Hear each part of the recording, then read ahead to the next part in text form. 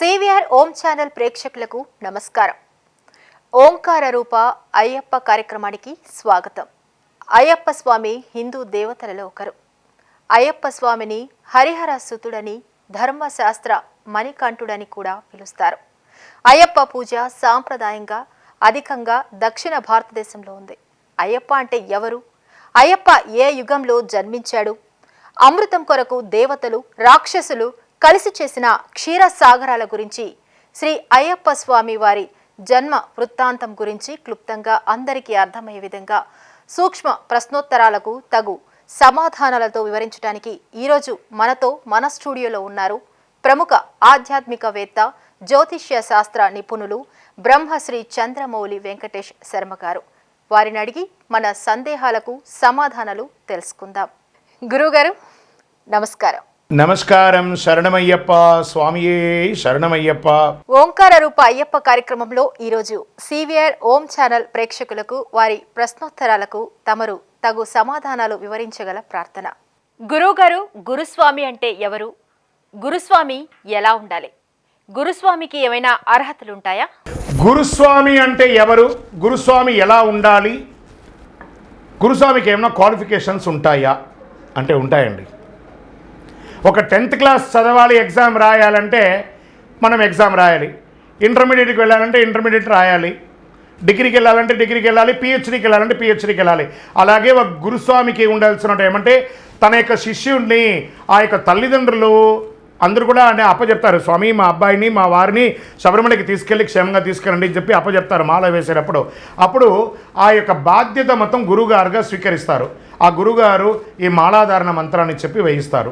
గురుగారికి కూడా కొన్ని క్వాలిటీస్ ఉండాలి. ఎవరైతే ఈ యొక్క అయ్యప్ప దీక్ష తీసుకుంటున్నారో ఆ మాల వేసుకునే గురుస్వాములు, మాల వేసే గురుస్వాములకి కొన్ని క్వాలిఫికేషన్స్ ఉండాలి. అదేమంటే మాలాధారణ మంత్రం, ఎలా మాల వేయాలో ఆ మంత్రం తెలిసి ఉండాలి.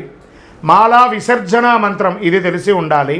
తర్వాత ఇరుముడి కట్టేటప్పుడు ఒక మంత్రం ఉంటుంది, ఆ ఇరుముడి మంత్రాన్ని తెలిసి ఉండాలి. స్వామివారి యొక్క సోదరులైనటువంటి గణపతి, కుమారస్వామి మరి అయ్యప్ప స్వామి వారి యొక్క అష్టోత్తరాలు తెలిసి ఉండాలి. స్వామివారి శరణఘోష తెలిసి ఉండాలి. స్వామివారి 18 నమస్కార శ్లోకాలు తెలిసి ఉండాలి.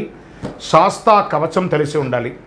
మేము చదువుకోలేదండి, మాకు ఇవన్నీ తెలియదండి అంటే మీరు సీనియర్ గురుస్వామిగా ఉంటారే కానీ మీరు గురుస్వామిగా ఉండరు. తెలిసిన వాళ్ళు చదివి తెలిసి మంత్రాలన్నీ తెలిస్తేనే మీరు గురుస్వామిగా డిక్లేర్ అవ్వండి. మీరు ఎన్నిసార్లు వెళ్ళినా ఇవన్నీ తెలియకపోతే మంచి భక్తులుగా ఉండండి, సీనియర్ స్వామిగా ఉండండి, కానీ గురుస్వామి కింద లెక్క వేసుకోకండి. ఇవన్నీ తెలియాలండి ఖచ్చితంగా. మీకు తెలిస్తే కదా మీ దగ్గర మాల వేసుకోవడానికి వచ్చే శిష్యులకి మీరు ఇవన్నీ తెలపగలరు. మీకు ఏమి తెలియకుండా శిష్యుడు ఉండాలంటే వాడికి కూడా ఏమి తెలియకుండా పోతుంది. కాబట్టి మీరు ముందు క్వాలిఫై అవ్వండి. శరణమయ్యప్ప. గురువుగారు, గురుస్వాముల సామాగ్రి అంటారు కదా, ఇడుముడిలో ఏమేమి తీసుకువెళ్ళాలి, వాటిని ఏమేమి ఎలా చేయాలి? గురుస్వామి గారు ఇరుముడి సామాగ్రి అంటారు కదా, ఇరుముడిలో ఏమేమి తీసుకెళ్ళాలి, దాన్ని ఏమేమి చేయాలి? మంచి ప్రశ్న కదా ఇది. ఇరుముడి అంటే 2 ముడులు. ఒక ముడిలో స్వామివారి అభిషేక సామాగ్రిలో, ఒక ముడిలో అమ్మవారికి సంబంధించి మన వంట సామాన్లన్నీ ఉండాలి. శబరిమలలో ఉన్నటువంటి స్వామికి ఎందుకు ఇరుముడి ఇస్తున్నామంటే సాక్షాత్ స్వామివారు మగిషి సంహారం చేయడానికి అడవికి వెళ్ళేటప్పుడు ఆ పందల రాజావారు తన మణికంఠుడికి నాయన నీకు ఆకలి అవుతుంది, దారిలో ఇవన్నీ వండుకొని తినరా నాన్న అని చెప్పి కొబ్బరిలో నెయ్యి పోసి డక్కన వేసి దింపి పప్పు, ఉప్పు, బియ్యం అంతా ఇచ్చి 2 మూటలుగా కట్టి ఇచ్చారు. కాబట్టి మణికంఠుడే వెళ్ళారనమాట. ఆయన ఎలా వెళ్ళారు? విల్లాలి వీరుడా వీరమణి కంఠుడా అని చెప్పి స్వామి ఇరుముడిగా పళ్ళికట్టు శబరిమలైకి కళ్ళుం ముళ్ళుం కాళ్ళకు మెత్త అని చెప్పి స్వామి వారి యొక్క ఇరుముడిని తీసుకొని వెళ్ళారు. ఆ కాళ్ళు ముళ్ళం, ఆ రాళ్ళు రెప్పలని కూడా తీసుకుని ఎక్కేటప్పుడు మనకి ఇబ్బంది కలగకుండా ఉండే ఆ ఇరుముడిలో 5 కొబ్బరికాయలు ఉండాలి. ఒక కొబ్బరికాయలో నెయ్యి నింపాలి. మిగతా 4 కొబ్బరికాయలు పిన్ ముడి అంటే వెనక ముడిలో వేసుకోవాలి. ఆ వెనక ముడిలో బ్లౌజ్ బిట్ అమ్మవారికి గాజులు, పసుపు, కుంకుమ, అభిషేక సామాగ్రిలనే ఉండాలి. ముందు ముడిలో ఒకే ఒక కొబ్బరికాయ ఉండాలి. బియ్యం ఉండాలి. స్వామివారికి సమర్పించే కానుకలు ఉండాలి. ఆ కానుకలు ఎవరైనా వేసి నల్లా తీసుకపోయి ఉండిలోనే వేయాలి, కానీ మేము వేరే వస్తువులు కొంటామని చెప్పి కొనకూడదు. అది స్వామివారి వస్తువులు. అందులో కాస్త తేనె, అటుకులు, బెల్లము, కచ్చర, కర్పూరం, అగరబత్తి అవన్నీ పెట్టుకుపోయి అక్కడ వెలిగించాలి. ఈ నెయ్యి అభిషేకమైన తర్వాత ఆ కొబ్బరికాయని హోమగుండంలో వేయాలి. ఇటుపక్క ఉన్న 4 కొబ్బరికాయని పంబా నదిలో ఇప్పి ఎక్కడానికి ముందు అందులో నుంచి 3 కొబ్బరికాయలు బయట తీయాలి.